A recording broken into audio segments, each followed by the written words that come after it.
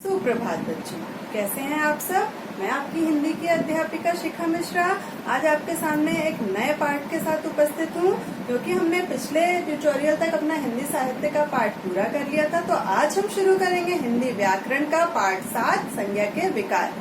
संज्ञा के विकार में 3 पार्ट हैं, लिंग, वचन और कारक। तो आज हम शुरू करेंगे लिंग। लिंग किसे कहते हैं? जिन शब्दों से उनके स्त्री या पुरुष जाति के होने का बोध होता है उसे हम लिंग कहते हैं। लिंग के 2 भेद हैं, स्त्रीलिंग और पुल्लिंग।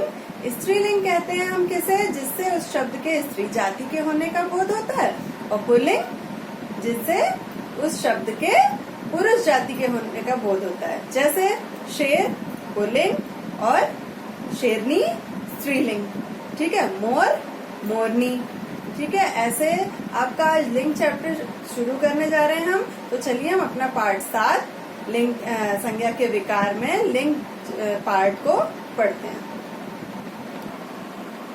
पार्ट 7 संज्ञा के विकार। शब्द विचार में आपने पढ़ा था कि प्रयोग के आधार पर शब्द के 2 भेद हैं, विकारी और अविकारी। विकार का अर्थ होता है परिवर्तन या बदलाव।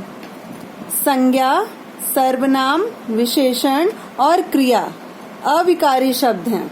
हमने विकारी के भेद पढ़े थे ना, 4 भेद थे, संज्ञा, सर्वनाम, विशेषण और क्रिया। क्योंकि इन शब्दों में लिंग, वचन और कारक के कारण विकार आ जाता है। जैसे अब देखिए, लिंग के संबंधी विकार हैं, वचन संबंधी विकार हैं और कारक संबंधी विचार हैं। मतलब संज्ञा के 3 विकार हैं, लिंग, वचन और कारक, ठीक है ना। तो ये 3 विकार हमें पढ़ने हैं इस पाठ में। तो देखिए, लिंग संबंधी विकार कैसे होते हैं। जैसे छात्र का छात्रा, मतलब छात्र पुल्लिंग, छात्रा स्त्रीलिंग। मोर मोरनी, माता पिता। वैसे ही वचन संबंधी क्या है? छात्र है तो हम जैसे छात्रा का ले लिया, छात्रा का छात्राएं, बहुवचन हो गया ना, ये एक वचन, ये बहुवचन। बस्ता का बस्ते। ऐसे ही कारक संबंधी विकार, लड़की ने लड़कियों को लड़कियों से लड़कियों के लिए आपस में लड़वाया। मतलब इसमें कारक हैं, देखिए, एक ये कारक है, एक ये कारक है, एक ये है और ये है, ठीक है, और ये भी कारक है। तो इतने कारक हैं। कारक हम जब पढ़ेंगे तब उसका क्लियर होगा। ये सब एक ही वाक्य में इतने कारक आ गए। तो अभी हम जो ये 3 हैं, लिंग, वचन और कारक, इनमें से हम क्या पढ़ेंगे? लिंग, ठीक है। बच्चों, इस चित्र को आप ध्यान से देखिए। आपको इसमें कौन कौन दिखाई दे रहा है? दादाजी, पिताजी और आपका भाई सभी पुरुष जाति के हैं। आप, आपकी माँ और दादी जी सभी स्त्री जाति की हैं। मतलब किसी लड़की को संबोधित करते हुए ये कहा जा रहा है, ठीक है। अब देखिए, इसमें आपको बताएंगे कि संज्ञा शब्द के जिस रूप से, ये आपको लिंग की परिभाषा बताई जा रही है कि संज्ञा शब्द के जिस रूप से उसके पुरुष जाति या स्त्री जाति होने का पता चलता है उसे लिंग कहते हैं। लिंग के 2 भेद हैं, पुल्लिंग और स्त्रीलिंग। पुल्लिंग पुरुष जाति, स्त्रीलिंग स्त्री जाति, ठीक है। अब देखिए, पहला है पुल्लिंग। जिन शब्दों से पुरुष जाति का बोध होता है उन्हें पुल्लिंग कहते हैं। जैसे आदमी, पुरुष, लड़का, भाई, मामा, चाचा आदि। दूसरा है स्त्रीलिंग। जिन शब्दों से स्त्री जाति का बोध होता है उन्हें स्त्रीलिंग कहते हैं। जैसे लड़की, औरत, भाभी, मामी, माँ, चाची आदि, ठीक है। ये पुल्लिंग की परिभाषा हो गई। ये स्त्रीलिंग की कि पुल्लिंग किसे कहते हैं? जिन शब्दों से पुरुष जाति के होने का बोध होता है वो पुल्लिंग कहलाते हैं। और स्त्रीलिंग जिन शब्दों से स्त्री जाति के होने का बोध होता है उन्हें हम स्त्रीलिंग कहते हैं। अब देखिए, कुछ शब्द होते हैं, निम्नलिखित शब्द सदैव पुल्लिंग होते हैं। मतलब कुछ शब्द ऐसे होते हैं जो स्त्रीलिंग में नहीं बदलते हैं, वो हमेशा पुल्लिंग ही रहते हैं। सदैव मीन्स हमेशा। कुछ शब्द जो होते हैं वो सदैव पुल्लिंग होते हैं। जैसे देशों के नाम, पर्वतों के नाम, सागरों के नाम, महीनों के नाम, दिनों के नाम, ग्रहों के नाम, धातुओं के नाम, फलों के नाम। देखिए, धातुओं और फलों के नाम में एक आपका जैसे एक्सेप्शनल केसेस कहे जाते हैं कि धातुओं के नाम में चांदी धातु स्त्रीलिंग होती है, बाकी सारी धातुएं पुल्लिंग होती हैं।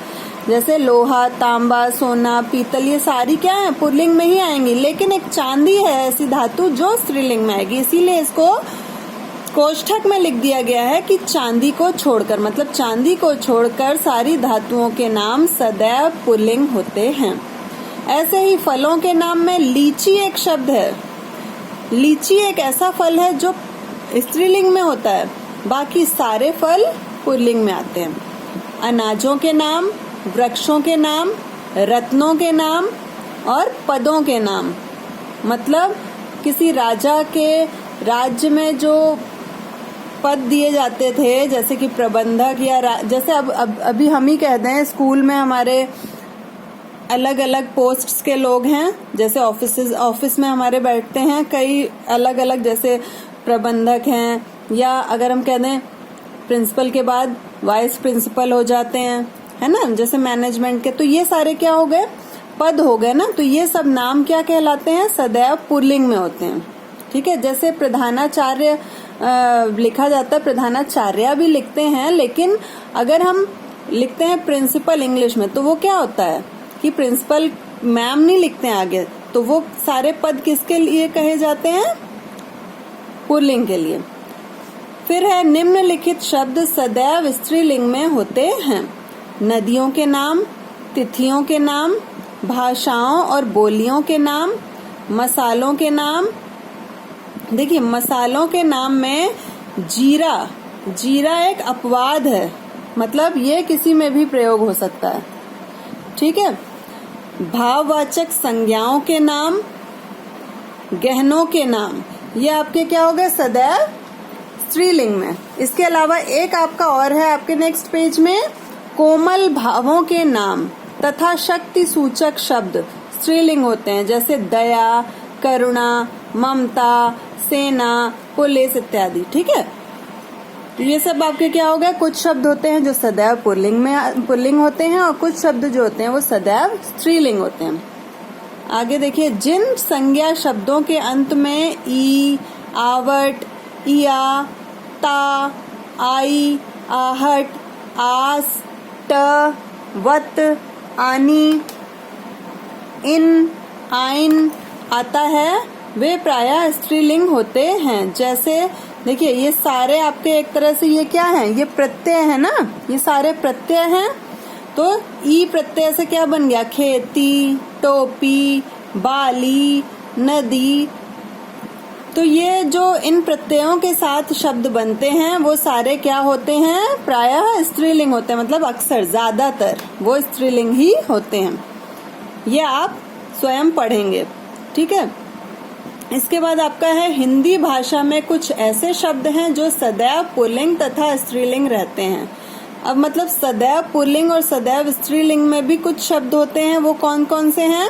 स्त्रीलिंग में देखिए, मक्खी, कोयल, मछली, छिपकली, चील, मैना, गिलहरी आदि, ये स्त्रीलिंग में ही आते हैं हमेशा।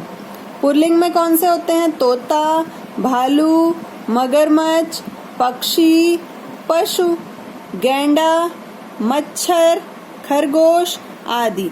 तो ये कुछ शब्द हैं जो सदैव स्त्रीलिंग में होते हैं और सदैव पुल्लिंग में। आगे देखिए, कुछ शब्द ऐसे होते हैं जिनका लिंग परिवर्तन के समय रूप बदल जाता है, जैसे भाई का भाभी हो जाता है, माता का पिता। मतलब स्त्रीलिंग में जैसे हम छात्र से छात्रा खाली आ लगा देते हैं, तो कुछ ऐसे होते हैं जो बिल्कुल ही परिवर्तित हो जाते हैं, जैसे भाई का भाई का बहन, नर का मादा। देखिए, भाई का बहन भी होता है, भाई का भाभी भी हो सकता है ना, नर का मादा, कवि का कवयित्री, पुरुष का स्त्री, विद्वान का विदुषी, बैल गाय, राजा रानी, विधुर विधवा आदि। कुछ संज्ञा शब्द ऐसे हैं जो स्त्री तथा पुरुष दोनों के लिए समान रूप में प्रयोग में लाए जाते हैं, जैसे प्रधानमंत्री, डॉक्टर, इंजीनियर, खिलाड़ी, कलाकार, राष्ट्रपति, मंत्री आदि। मतलब अगर हमारे देश में प्रधानमंत्री इंदिरा गांधी थी तब भी उनको प्रधानमंत्री ही कहा जाता था, अभी नरेंद्र मोदी हैं तब भी उनको हम प्रधानमंत्री ही कहते हैं। मतलब चाहे स्त्री जाति के लिए हो चाहे पुरुष जाति के लिए, वो हम ये शब्द कुछ ऐसे होते हैं जो कि एज इट इज ही यूज होते हैं। आगे देखिए, पुल्लिंग से स्त्रीलिंग बनाने के कुछ प्रमुख नियम इस प्रकार हैं। अब ये नियम आपको बताए गए हैं कि आ में ई लगाकर, मतलब आ से अंत हो रहा है, जैसे चाचा, तो इसको हम ई में परिवर्तित कर देंगे, चाची। आ की मात्रा है और यहाँ हम ई में बदल देंगे, ठीक है। फिर अ या आ में नी या इया लगाकर, मतलब अ या आ है, जैसे शेर में अ है, चिड़ा में आ है, तो हम क्या कर रहे हैं, या तो नी, जैसे अ है तो नी बनाएंगे, और बड़ा आ है तो इया। जैसे शेर अ है तो अ को हम नी में परिवर्तित करेंगे, जैसे ये है ना, अ को हम नी में परिवर्तित करेंगे और बड़े आ को हम इया में परिवर्तित कर रहे हैं ना। जैसे चूहा, आ को इया में कर रहे हैं तो चूहिया, बेटा बिटिया, डिब्बा डिबिया, और जो अ है जैसे ऊंट, ऊंटनी, है ना। फिर आ लगाकर सुत का सुता, अनुज का अनुजा, अग्रज का अग्रज हो गया, अग्रज का अग्रजा, अज अजा, अज मीन्स बकरा, अजा मीन्स बकरी, ठीक है। तो ये कुछ शब्द हैं जिसमें हम सिर्फ बड़ा आ लगा के उसको स्त्रीलिंग में परिवर्तित कर देते हैं। इन जोड़कर, अब इन जोड़कर कैसे लगाएंगे, सुनार सुनारिन, कुम्हार कुम्हारिन। तो ये शब्द ऐसे हैं जिसमें हम इन लगाकर स्त्रीलिंग बना देते हैं शब्द। आइन जोड़कर, लाला का ललायन, चौधरी का चौधरायन, ऐसे ही ये आइन लगाकर हो जाएगा। फिर इसके बाद क्या है आपके, इका लगाकर, इका जैसे गायक तो इका हो जाएगा, तो गायी का, ई जोड़ दिया मात्रा के रूप में और का, ठीक है। सेवक सेविका, मति तथा वती लगाकर, मतलब कुछ पुल्लिंग शब्द ऐसे होते हैं जिसमें हम मति लगा दें तो वो स्त्रीलिंग में परिवर्तित हो जाते हैं, या वती लगा दें तो भी वो स्त्रीलिंग में परिवर्तित हो जाते हैं। जैसे श्रीमान का श्रीमती, बुद्धिमान बुद्धिमती, ठीक है। और वती का देख लीजिए, धनवान धनवती, ठीक है। अब देखिए ऊपर के, अच्छा यहाँ तक ही है ये तो आपका लिंग, ठीक है। हमने ये लिंग पढ़ना है आज, तो आपने लिंग यहाँ तक समझ लिया। अब आपका होमवर्क ये है कि आप ये जो सारे कैसे परिवर्तित हो रहे हैं, ये सारे नियम आपको पढ़ने हैं, ये पूरा पेज, ठीक है। ये पूरा पेज आपको ये पढ़ना है, और ये जो प्रायः स्त्रीलिंग शब्द होते हैं वो भी आपको पढ़ने हैं। सदैव पुल्लिंग और सदैव स्त्रीलिंग जो शब्द होते हैं वो भी आपको याद करने हैं कि कौन कौन से शब्द सदैव पुल्लिंग होते हैं, कौन कौन सी चीजें, और आपको बस इतना याद करना है ये। और उनके जो एक्सेप्शनल हैं, जैसे महीनों के नाम में जनवरी, फरवरी और मार्च आपका स्त्रीलिंग में आता है, बाकी सारे जो महीनों के हिंदी नाम होते हैं वो सदैव पुल्लिंग में होते हैं, ठीक है। और सदैव स्त्रीलिंग वाले भी याद रखने आपको। इतना आपका ये गृह कार्य है। उम्मीद करती हूँ आप सब अच्छे से पढ़ेंगे, अपना ध्यान रखेंगे। धन्यवाद।